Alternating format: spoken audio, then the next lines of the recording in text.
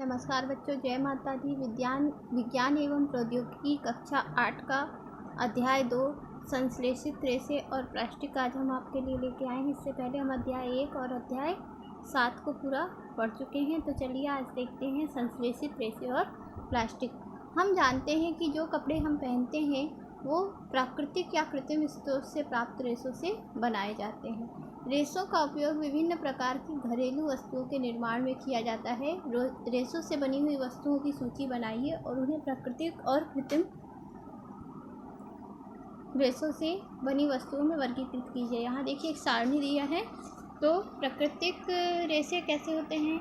ऐसे रेशे जो कि पादपों और जंतुओं से हमको प्राप्त होते हैं उनको प्राकृतिक रेशे कहते हैं। वह रेशे जिनका रसायन से निर्माण होता है उन्हें हम कृत्रिम रेशे कहते हैं। ठीक है, तो रेशे कितने प्रकार के होते हैं? रेशे होते हैं 2 प्रकार के। एक होते हैं प्राकृतिक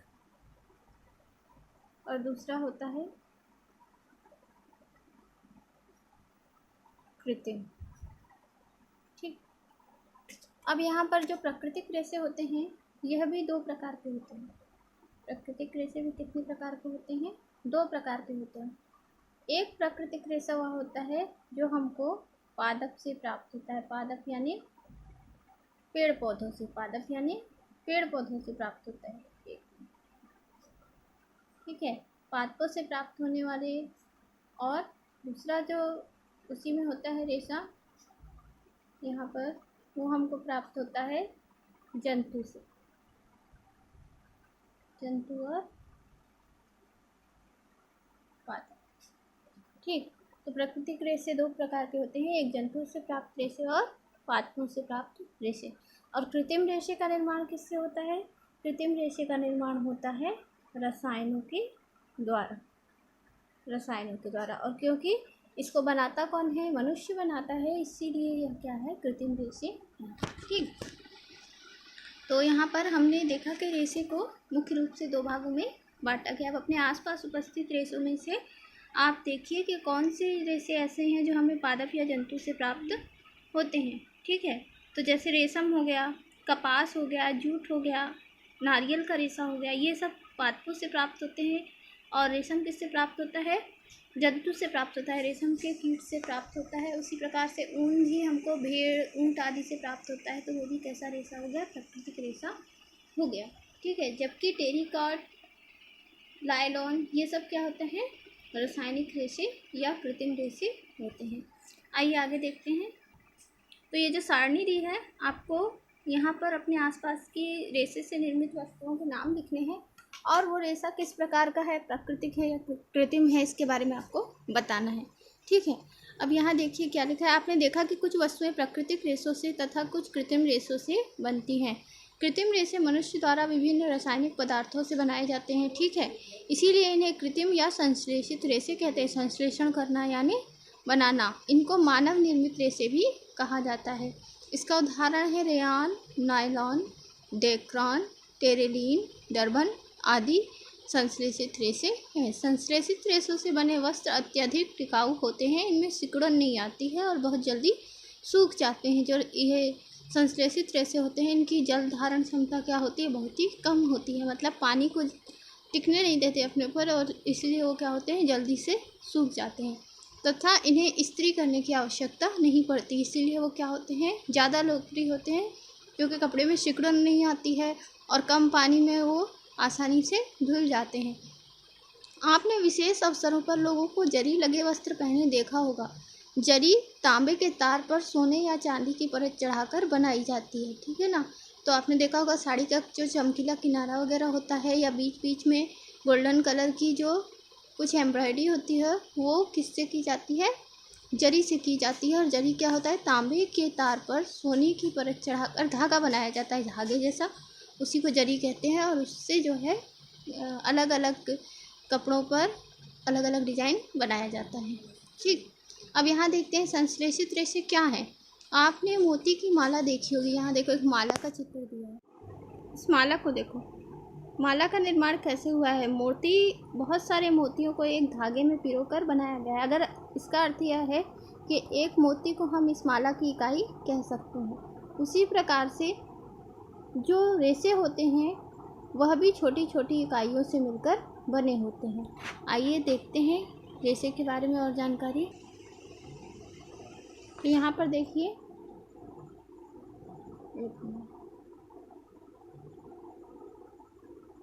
एक संश्लेषित रेशा भी छोटी छोटी इकाइयों को जोड़कर बनाई गई एक श्रृंखला है। जैसे माला छोटी छोटी इकाइयों को जोड़कर बनाई जाती है, वैसे ही कोई संश्लेषित रेशा भी क्या होता है? छोटी छोटी इकाइयों को जोड़कर बनाई गई एक श्रृंखला है। प्रत्येक छोटी इकाई वास्तव में एक रासायनिक पदार्थ है। इस प्रकार की अनेक छोटी इकाइयाँ मिलकर एक बड़ी एकलक इकाई बनाती हैं, एकल इकाई बनाती हैं, जिसको हम लोग एक बहुलक कहते हैं। और ये किससे मिलकर बनी होती है? एकलक या मोनोमर से। बहुलक को अंग्रेजी में पॉलीमर कहते हैं। पॉलीमर शब्द ग्रीक भाषा के दो शब्दों पॉली तथा मर से मिलकर बना होता है। पॉली का अर्थ अनेक तथा मर का अर्थ है भाग या इकाइयाँ। ठीक है, तो जो रेशे होते हैं, संश्लेषित रेशे, वो बहुत सारे एकलक या मोनोमर से मिलकर बने होते हैं। और क्योंकि बहुत से मोनोमर जुड़ते हैं तो पॉली का मतलब होता है बहुत सारे, अनेक, है ना। बहुत सारी एकल इकाइयाँ यानी मोनोमर मिलके बहुलक यानी पॉलीमर का निर्माण करते हैं। तो आगे देखते हैं इसके बारे में। इस प्रकार की छोटी छोटी इकाइयाँ मिलकर ही एक बड़ी इकाई बनाती हैं जो बहुलक या पॉलीमर कहलाती है।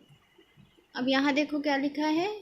बहुलक प्रकृति में भी पाए जाते हैं। प्राकृतिक बहुलक भी होते हैं, रासायनिक बहुलक तो हम देखे गए। संश्लेषित रेशे क्या है? एक रासायनिक बहुलक है। लेकिन यहाँ पर प्राकृतिक बहुलक का उदाहरण दिया है। कपास एक प्राकृतिक बहुलक है जो सेलुलोज कहलाता है, और सेलुलोज बड़ी संख्या में ग्लूकोज इकाई से बनता है।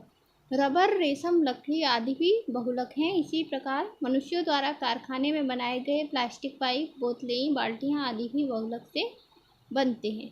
अब देखते हैं संश्लेषित रेशों के प्रकार। सबसे पहला संश्लेषित रेशा है रेयान।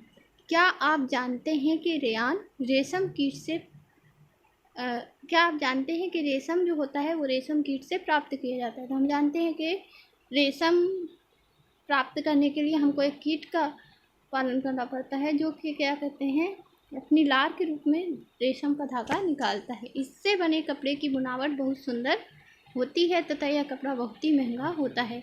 इसीलिए रेशम को कृत्रिम रूप से बनाने का प्रयास किया गया। महंगा कपड़ा सब नहीं ले सकते हैं ना, तो रेशम को क्या किया गया? कृत्रिम रूप से बनाने का प्रयास किया गया। 19वीं शताब्दी में वैज्ञानिकों ने रेशम के समान गुण वाले रेशे प्राप्त करने में सफलता पाई, जिसे रेयान या कृत्रिम रेशम कहा जाता है। यह काष्ठ लुगदी के रासायनिक उपचार से प्राप्त मानव निर्मित रेशा है जो रेशम से सस्ता होता है। इसलिए ये क्या हुआ? रेशम के समान और सस्ता होने के कारण ज़्यादा लोकप्रिय हुआ है। रेयान में कपास मिलाकर चादरें अथवा ऊन मिलाकर गलीचे बनाए जाते हैं। तो चलिए यहाँ पर रेयान के बारे में कुछ और जानकारी देख लेते हैं। रेयान जो होता है,